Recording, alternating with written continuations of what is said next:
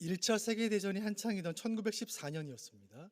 겨울날이었는데 영국군과 독일군이 치열한 공방을 주고받으며 전선에서 대치하고 있었습니다. 그렇게 12월 24일이 된 거예요. 12월 24일 날 밤에 영국군들은 귀를 의심했습니다. 어디선가 독일어로 된 노래가 들려오기 시작하는 거예요. 고요한 밤 거룩한 밤. 그 독일어 노래를 듣자 영국군들도 영어 노래로 그 노래에 화답하게 됩니다. 병사들은 총을 내려놓고 함께 노래를 불렀고, 노래가 끝나자 각자의 참호에서 나와서 서로 악수하며 크리스마스 인사를 나누게 됩니다. 그 양국의 지휘관들은 그날을 임시 휴전날로 정했습니다. 이날 현장에 있던 한 병사가 부모에게 편지를 보냈는데 제 평생 잊을 수 없는 광경이었습니다. 이날 이 사건은 노래는 전쟁도 멈추게 하는 힘이 있다는 사실을 알게 해준 사건이었죠. 저는 용인 3군 사령부에서 군 생활을 했습니다. 제가 군 생활했던 부대 가까이 있는데 군대 생각이 나네요. 제가 입대했을 무렵에 김광석이라는 가수가 부른 이등병의 편지라는 노래가 유행이었습니다. 제가 자대 배치를 받고 부대 내무만에 앉아 있는데 그 내무만에 아무도 없는데 병장이 틀어놓고 간 그 라디오에서 이등병의 편지 노래가 흘러나오는 거예요. 노래 가사가 얼마나 은혜스러운지, 집단화와 열차 타고 훈련소로 가는 날, 부모님께 큰절하고 대문 밖을 나설 때 그 노래소리를 듣자 가슴이 울컥하는 거예요. 근데 제가 해서는 안 될 행동을 했습니다. 그 라디오 옆에 기타가 하나 있는 거예요. 이등병이 기타를 만져서는 될까요, 안 될까요? 아무도 없었기 때문에 저는 안심을 하고 기타를 들고 그 노래를 따라 코드를 찾아가며 노래를 부르고 있었던 거예요. 그 순간 아무도 없던 내무반에 문이 활짝 열리며 상병 두 사람이 들어온 것입니다. 동작 그만! 지금 이등병이 기타를 만지다니. 여러분, 이 사건이 얼마나 심각한 상황인지 우리 여성분들은 잘 모르실 텐데 제 군 생활이 얼마나 힘들었을지 제가 자세하게 생각하겠습니다. 노래는 이등병에게 금단의 악기를 들게 할 만큼 힘이 있다는 사실을 깨닫게 된 거예요. 노래는 힘이 있어요. 동창생들이 모여서 교가를 부르면 없던 애교심이 샘솟는 거예요.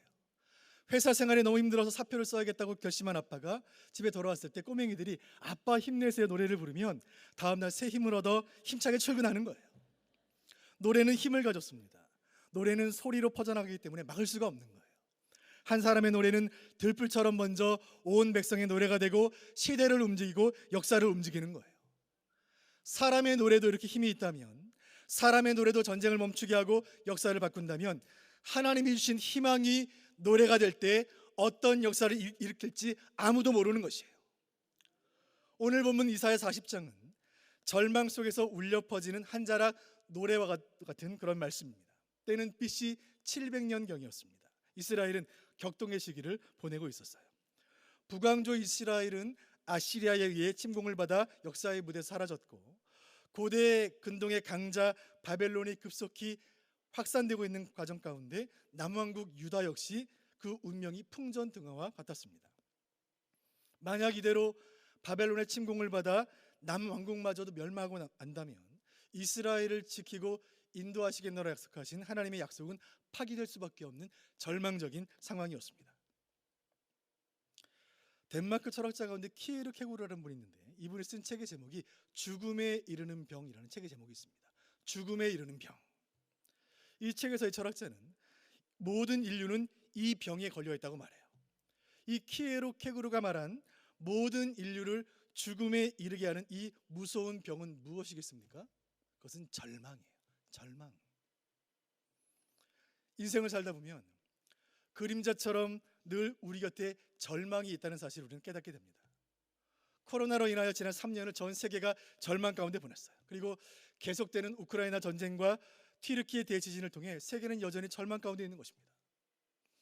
언젠가 좋은 날이 오겠지, 언젠가 행복한 날이 찾아오겠지. 그러나 신기루 속에서 더 낙심하게 되는 사막의 여행자처럼 이루어지지 않은 희망으로 인하여 희망 고문을 받으며 절망 속에 사는 것이 우리 인생이 아닌가요? 이스라엘 역사 속 깊은 절망의 시기에 하나님의 메신저로 쓰임받은 선지자가 있었으니 그 이름 이사야입니다. 이사야는 66장으로 되어 있는데 1장부터 39장까지 그 심판의 날선 메시지가 끝나고 오늘 본문인 40장부터 그 공기가 달라집니다. 매섭게 몰아치던 겨울바람이 잦아들고 따뜻한 봄의 기운이 불어오는 것처럼 절망의 끝자락에서 희망의 노래가 시작되는 곳이 이사야 40장이에요.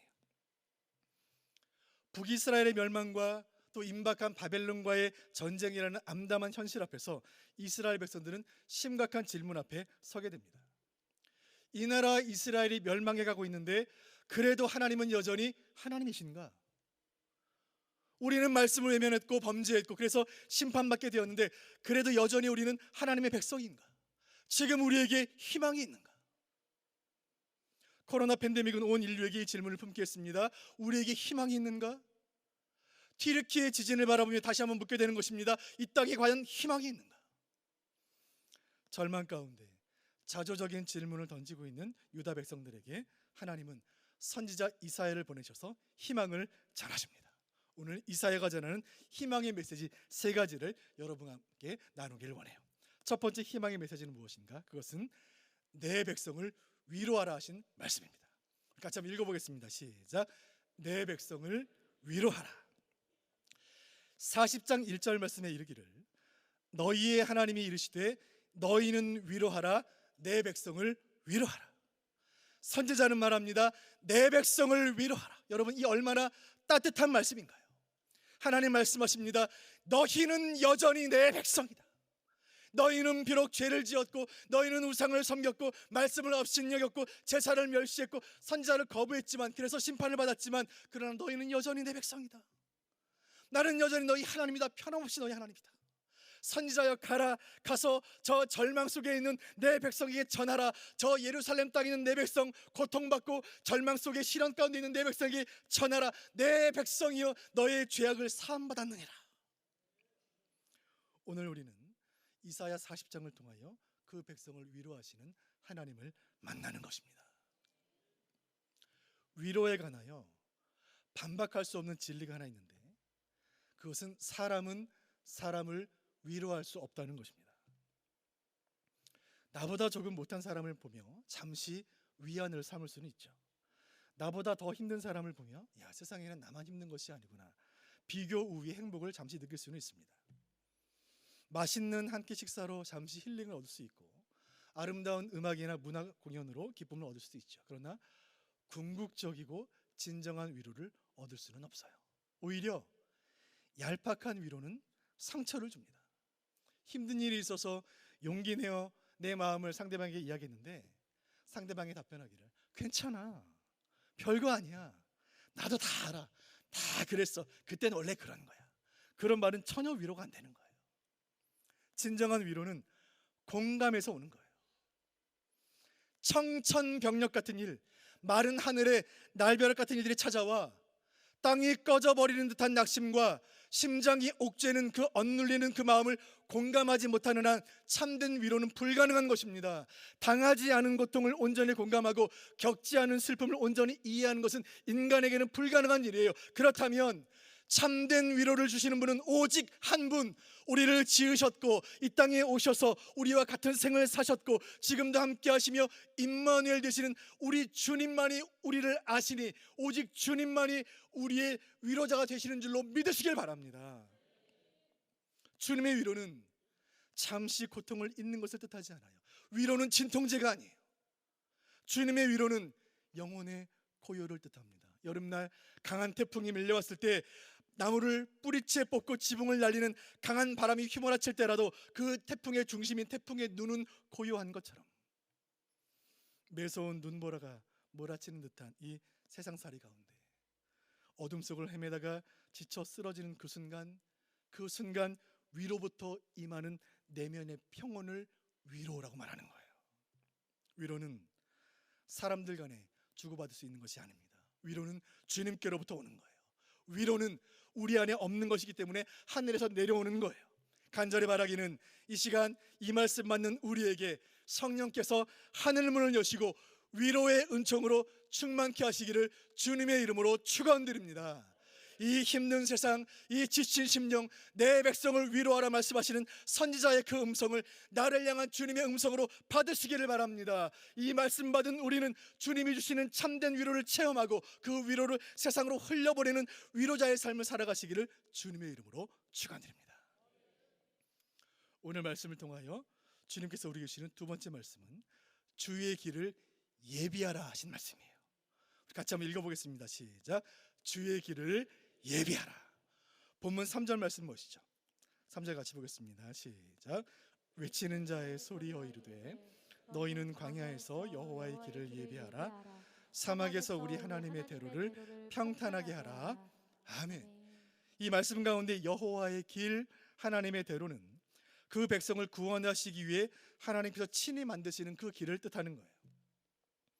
이 선지자의 예언은 1차적으로는 바벨론 땅에서 유다 백성들이 돌아오는 과정 가운데 있는 그 길을 뜻하는 의미이고, 그 백성이 약속의 땅으로 돌아오기 위해 광야를 지나야 하고 사막을 통과해야 하기 때문에 이 말씀을 주신 것입니다. 여러분, 광야를 아시나요? 광야가 왜 광야일까요? 길이 없기 때문에 그것을 광야라고 말하는 거예요. 사막은 왜 사막입니까? 사람의 통행이 불가능하기 때문에 사막인 거예요. 광야는 사람이 거주할 수 없는 곳이 광야예요. 그것은 승냥이와 올빼미, 야생 동물만이 거주할 수 있는 차가운 곳이에요. 광야는 이정표가 없는 곳입니다.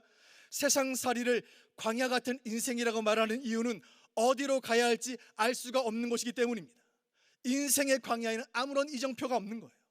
광야는 고독한 곳입니다.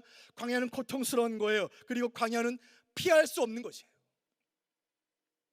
우리가 예배를 마치고 예배당 문을 나가는 순간 우리는 광야 같은 현실과 마주하게 됩니다.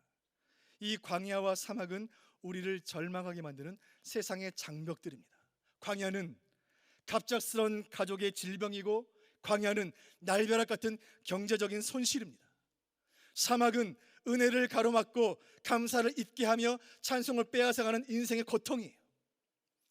700년 전, 기원전 700년 전 백성들에게도 2023년을 살고 있는 우리에게도 인생은 광야와도 같습니다.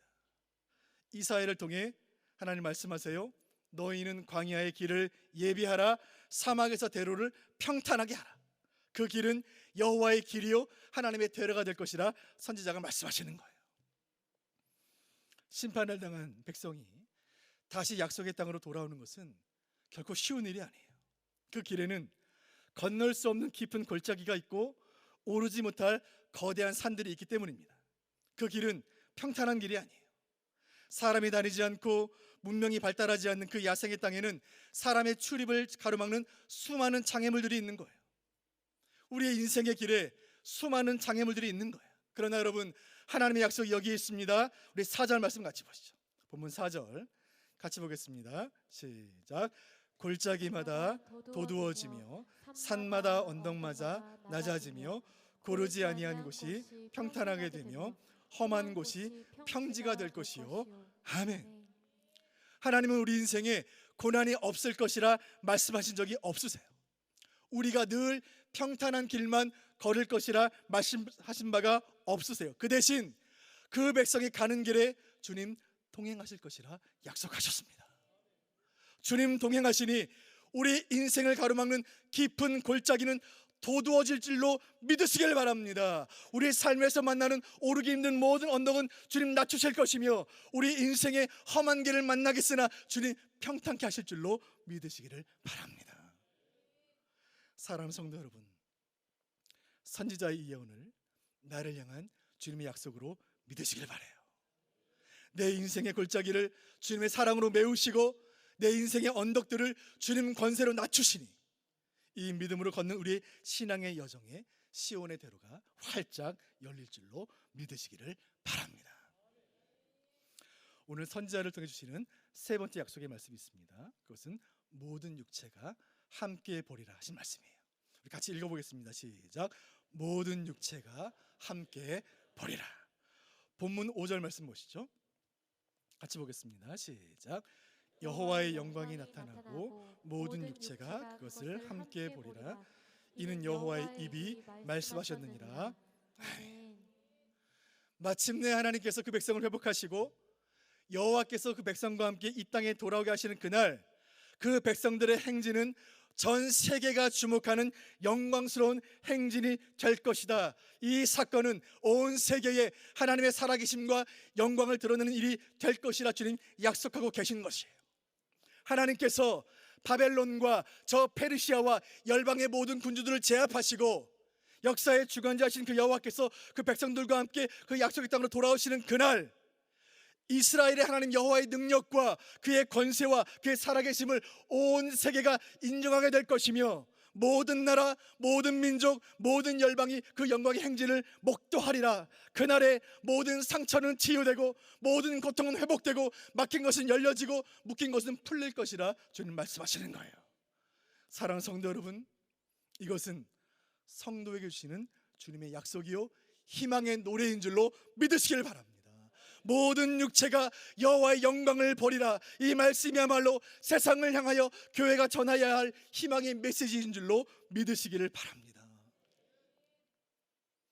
이 절망의 시대에 교회마저 희망을 노래하지 않는다면, 이 어두운 밤바다를 비추는 진리의 등대에 불빛이 꺼진다면, 절망의 바다에서 표류하는 수많은 배들은 어디로 향해야 합니까?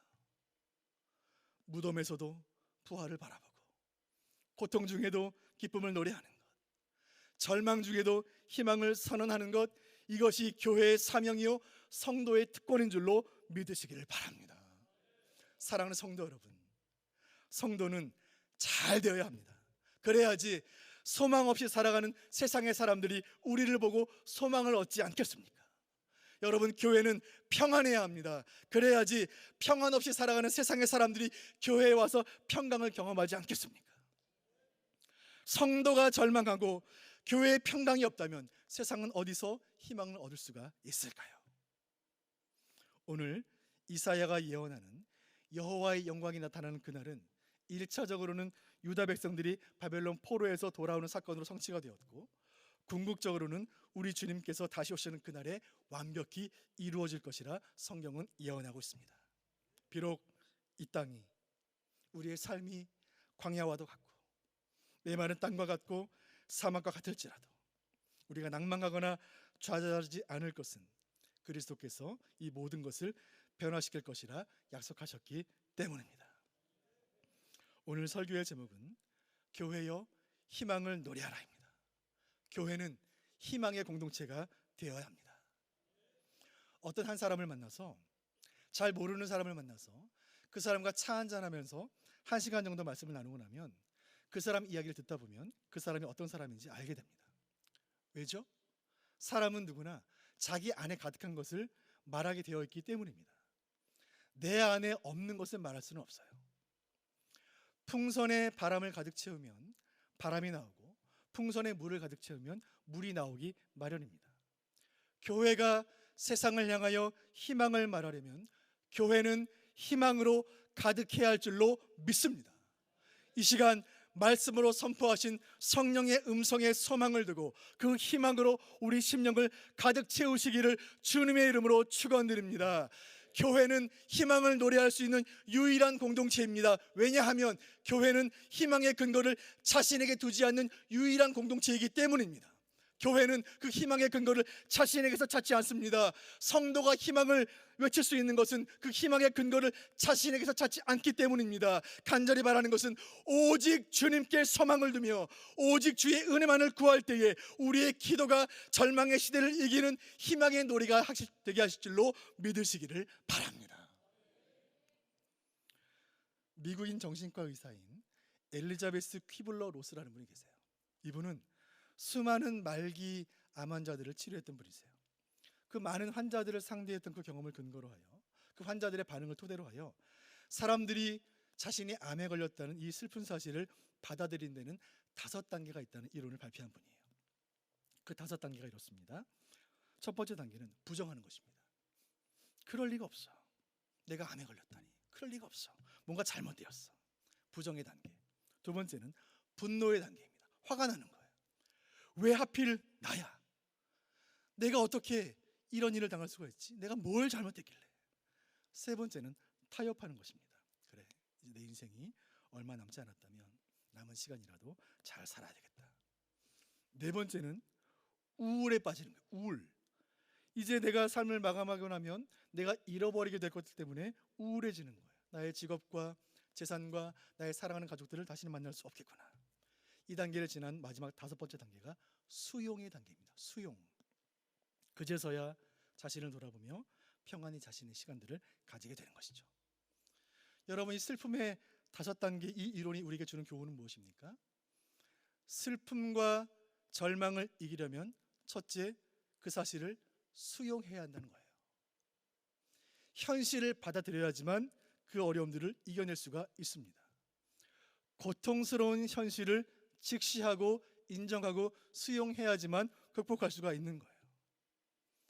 사랑하는 성도 여러분, 힘들면 힘들다고 말하세요.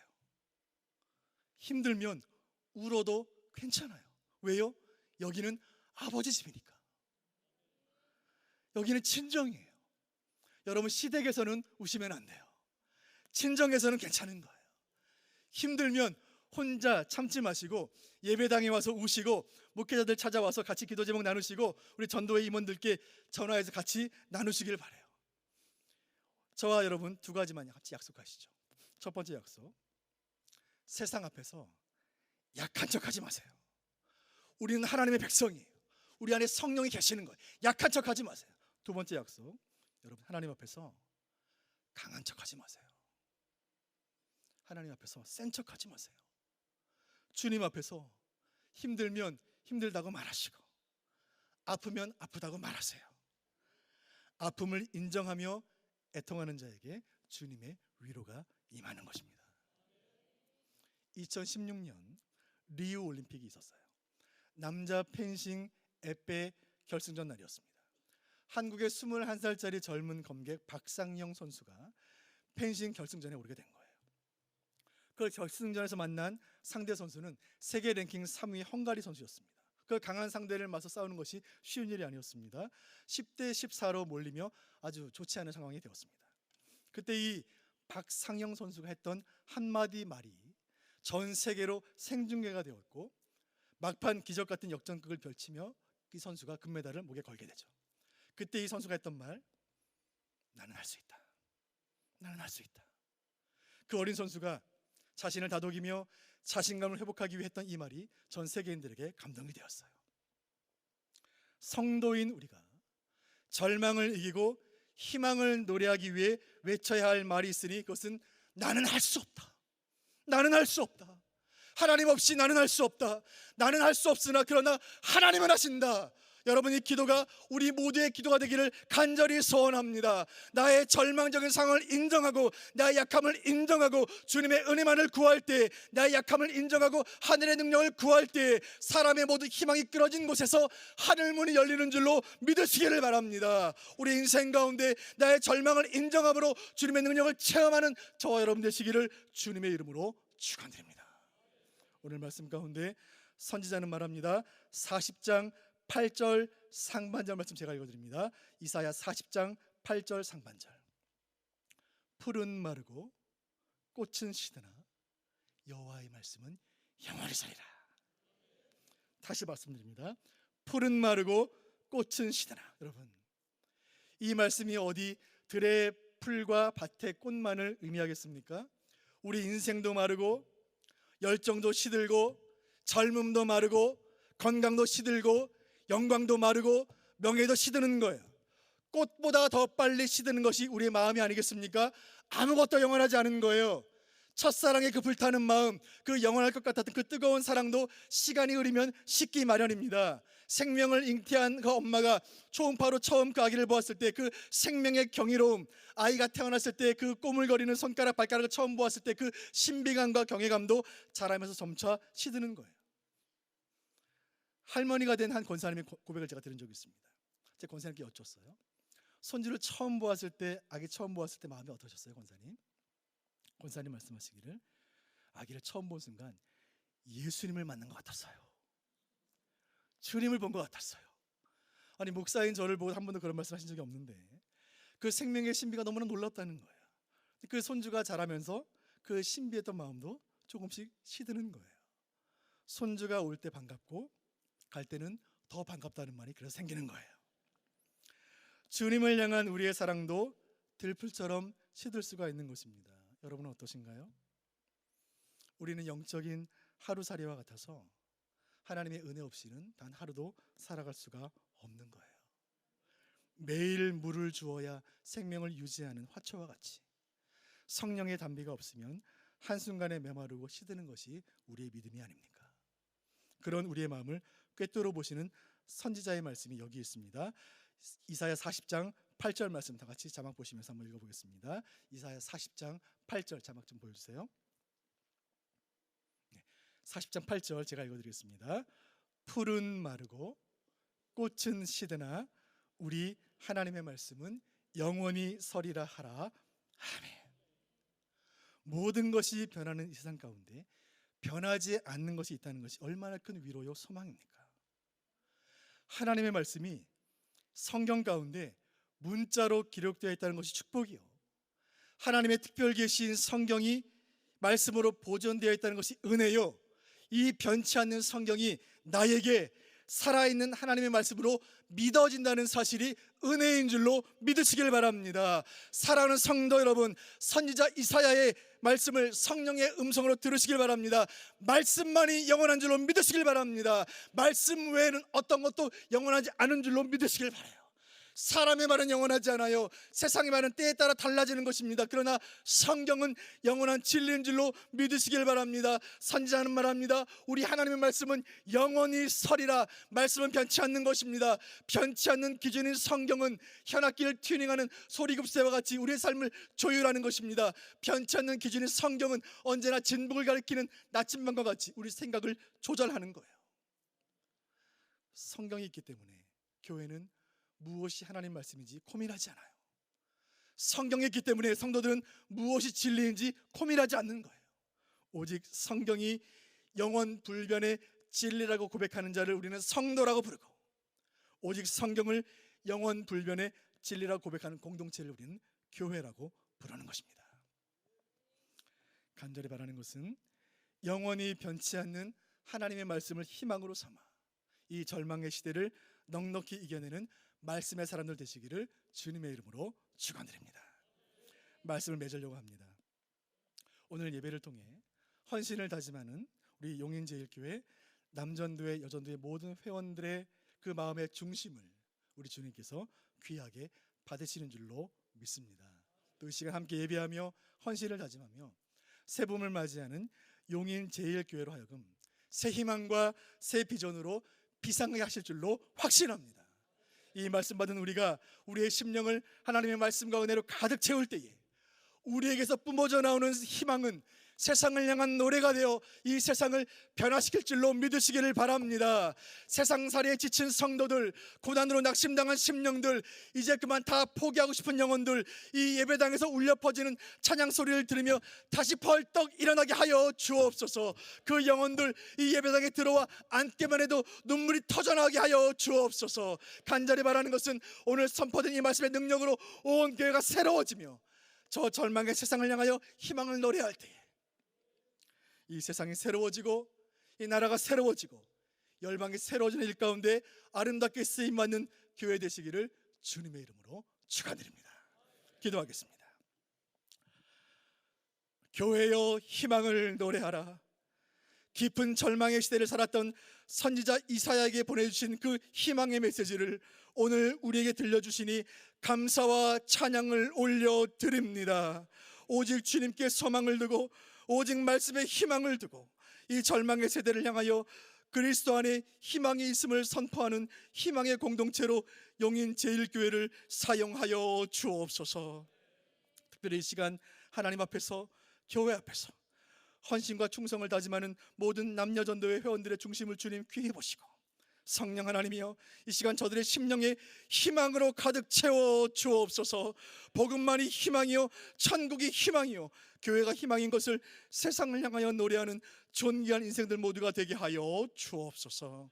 이 모든 말씀 생명 되시고 소망 되시는 구주 예수 그리스도 이름으로 기도하옵나이다. 아멘.